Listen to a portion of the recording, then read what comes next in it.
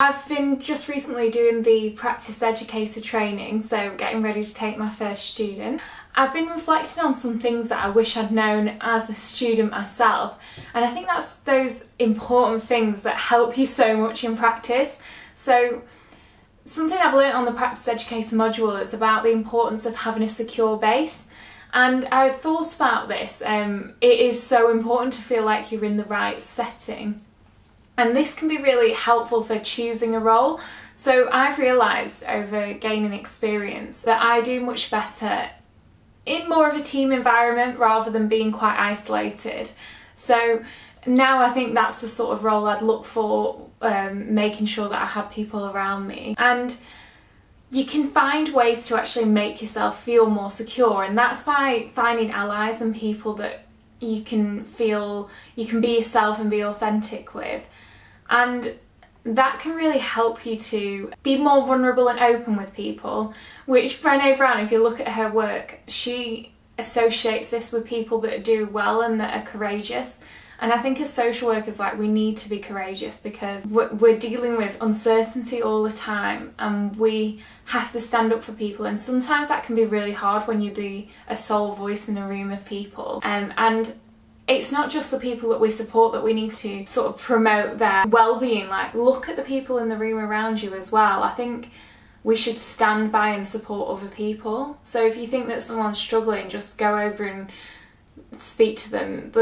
One of the things that I learned very quickly is that you really have to be intentional about noticing what's going on around you, because it's very easy to just get so sidetracked by getting bogged down in paperwork that you're not even present in the room.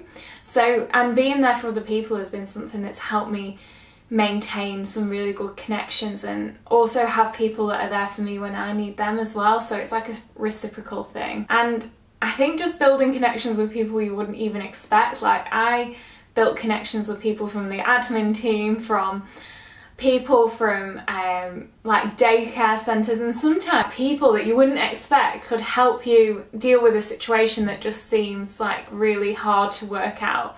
A best way forward actually can help you.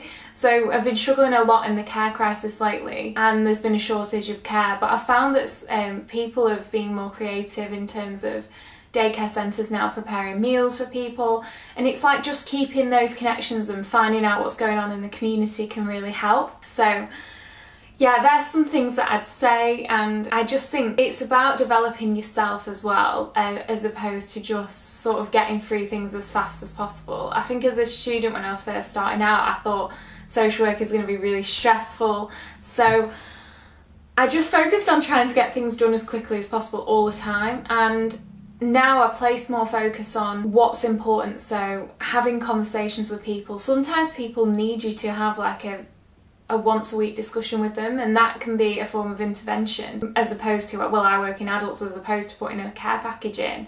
And sometimes you're involved with people for a while and you know that that's what they need at that time.